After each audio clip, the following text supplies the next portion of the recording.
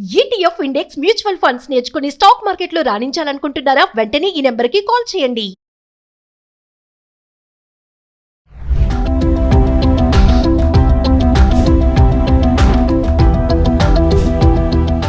Suman TV ప్రేక్షకులకు నమస్కారం. Trump రాత్రి ఏం ఆలోచిస్తాడో ఉదయం పూట దాన్ని అమలుపరిచేటువంటి వ్యక్తి. అలాగే గ్రీన్ కార్డు విషయాల్లో కూడా చాలా కఠినాతి కఠినంగా వ్యవహరించి మామూలు గ్రీన్ కార్డులన్నింటినీ కూడా ప్రాసెస్ను ఆపేసి గోల్డ్ కార్డు అనేటువంటి కొత్త ప్రక్రియను మొదలుపెట్టి సుమారు 47 కోట్ల రూపాయలు ఇండియన్ కరెన్సీ లోపల కట్టిన వాళ్ళకి గోల్డ్ కార్డు జారీ చేస్తూ మిగతా వీసాలన్నింటినీ కూడా చాలా వరకు తగ్గించి చాలా లేటుగా ప్రాసెస్ చేసుకుంటూ వీలైనంత వరకు ప్రాసెసింగ్ను ఆపడానికే ప్రయత్నం చేసిన వ్యక్తిగా ఇప్పటిదాకా మనకు తెలుసు. కానీ సడన్గా ట్రంప్లో మార్పు వచ్చింది. గ్రీన్ కార్డ్స్ కోసం అనేక సంవత్సరాల నుంచి ఎదురు చూస్తున్నటువంటి ఉన్నత ఉద్యోగాల్లో ఉన్నటువంటి ఉద్యోగస్తులు, అంటే అక్కడ ఎప్పుడో వెళ్ళారు, H1 వీసాల మీద వెళ్ళిన వాళ్ళు, మిగతా కొన్ని వీసాల మీద వెళ్ళిన వాళ్ళు, హయ్యెస్ట్ పోస్టులో ఉన్నవాళ్ళు, మంచి ఉద్యోగాల్లో సెటిల్ అయిన వాళ్ళు పర్మనెంట్ సిటిజన్షిప్ కోసం గ్రీన్ కార్డ్స్ని వారు పొందడం కోసం అప్లై చేసుకున్నారు. ఈ గ్రీన్ కార్డ్స్ ప్రాసెస్ మరి ఆగిపోయిన దగ్గర నుంచి తిరిగి ప్రారంభం కావాలని, అలాగా ఎవరైతే అత్యున్నతమైన చదువులు చదివి మంచి పొజిషన్లో ఉన్నటువంటి ఇంటెలెక్చువల్స్ పెద్ద పెద్ద ఉద్యోగాల్లో చేరి అమెరికాలో స్థిరపడి గ్రీన్ కార్డు కోసం అప్లై చేసుకున్న వాళ్ళు 2013 లోపల వాళ్ళు అప్పటిదాకా ఉన్న వాళ్ళకి ఇప్పుడు గ్రీన్ కార్డ్స్ ఇచ్చేటువంటి పరిస్థితి ఏర్పడింది. దాన్ని సుమారుగా ఒక 11 నెలల నుంచి 15 నెలలకు పొడిగించారు. పొడిగించి వాళ్ళకి ఇంకా తొందరగా వచ్చేందుకు అవకాశాన్ని కల్పించారు. ఇది B2 B3 లోపల B2 B3కి ఇది ఎక్కువగా వర్తించేట్టుగా చేశారు. B4 ఇంతకుముందు అసలు పూర్తిగా ఆపేసినటువంటి B4 సంబంధించినటువంటి గ్రీన్ కార్డు కదలికలు కూడా మళ్ళీ తిరిగి పునరుద్ధరించారు. ఇక B1 విషయం తీసుకున్నట్టయితే చాలామంది అక్కడ కుటుంబంతో సహా స్థిరపడినటువంటి వారు, కుటుంబ వీసాల కోసం అప్లై చేసుకున్నవారు, అలాగే ఏదైనా పరిశ్రమలు అక్కడ పెట్టి దాని ద్వారా అక్కడ స్థిరపడాలని కోరుకున్నటువంటి వారు, ఇలాంటి వారు కూడా B1 వీసాలకు సంబంధించిన అప్లై చేసిన వారు కూడా వారికి 23-24 సంవత్సరాలు ఉండే వాళ్ళని దాదాపు 1 సంవత్సరం పాటు వాళ్ళని ముందుకు తీసుకొచ్చి వాళ్ళు దాదాపుగా తొందరగా అవకాశాలు కల్పించే పరిస్థితి తీసుకొచ్చారు.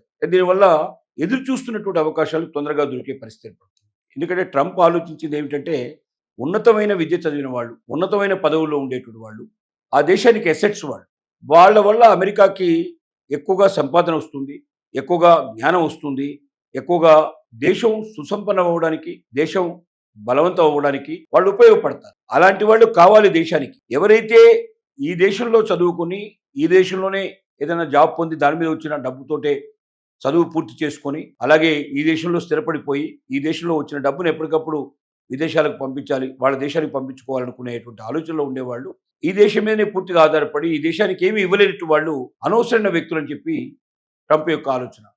అందుకే అలాంటి వీసాలను తగ్గిస్తూ, అలాంటి వీసాలకు ఇబ్బంది కలిగిస్తూ, అలాంటిగా వచ్చినటువంటి వాళ్ళ మీద కూడా ఏదో ఒకటి వాళ్ళ సోషల్ మీడియాలో వాళ్ళకు ఉన్నటువంటి గతానికి సంబంధించిన విషయాన్ని తువ్వేసి ఎక్కడో ఒకటి ఎవరో పంపించినటువంటి వార్తని వాళ్ళు ఫార్వర్డ్ చేసినట్టయితే సోషల్ మీడియాలో వాళ్ళను కూడా వెంటనే పట్టుకొని వాళ్ళ వీసాని క్యాన్సిల్ చేసి వాళ్ళ దేశానికి పంపించడం. ఇంకా వీసా ప్రాసెస్లో కూడా అలాంటి వ్యక్తులు ఎవరైతే స్టూడెంట్ వీసాలు అప్లై చేస్తున్నారో, ఎవరైతే చిన్న చిన్న ఉద్యోగాలకు అప్లై చేస్తున్నారో, ఎవరైతే మరి ఇక్కడికి వచ్చి స్థిరపడాలని కోరుకుంటున్నారో అలాంటి వాళ్ళందరినీ ప్రాసెస్ చేసుకుంటూ సోషల్ మీడియా ఖాతాలన్నీ కూడా ముందుగానే ఇవ్వాలని వాటి ఓపెన్ చేసి వాటిలో ఎక్కడో ఒక చిన్న తప్పును పట్టుకొని వాళ్ళని మరి రానివ్వకుండా చేయటం.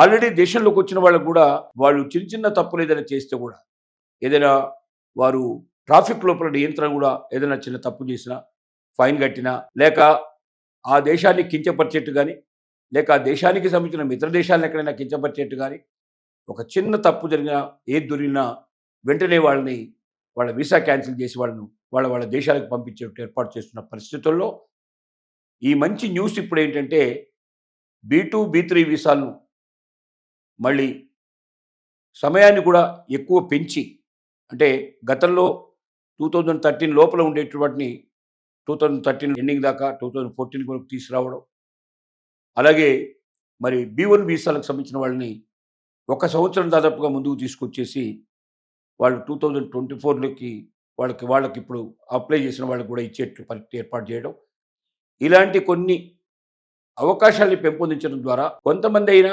అక్కడికి వెళ్ళిన వాళ్ళలో నిజాయితీగా పనిచేస్తూ చాలా సంవత్సరాల నుంచి ఈ పర్మనెంట్ వీసా కోసం, గ్రీన్ కార్డు కోసం వాళ్ళు వెయిట్ చేస్తున్న వాళ్ళు సంతోషంగా ఫీల్ అవుతున్నారు.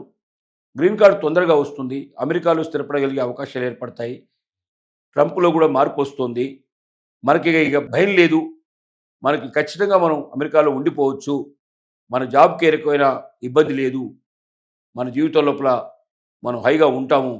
మనం నిర్భయంగా పనిచేసుకోగలం అనేటువంటి ఒక నమ్మకం, విశ్వాసం ఏర్పడే పరిస్థితులు ఈ కొత్తగా బీ2, బీ3 వీసాలకి మోక్షం కలిగించడం, కొంచెం దాన్ని ఫార్వర్డ్ చేయడం ముందుకి, అలాగే బీ1 వీసాల్ని ఇంకా చాలా ఎక్కువగా ముందుకు తీసుకురావడం, అలాగే ఆపేసిన బీ4 వీసాలని తిరిగి పునరుద్ధరించడం, ఇలాంటివన్నీ కూడా అమెరికాలో ఉన్నటువంటి భారతీయులకి ఒక రకమైన నమ్మకం, విశ్వాసం.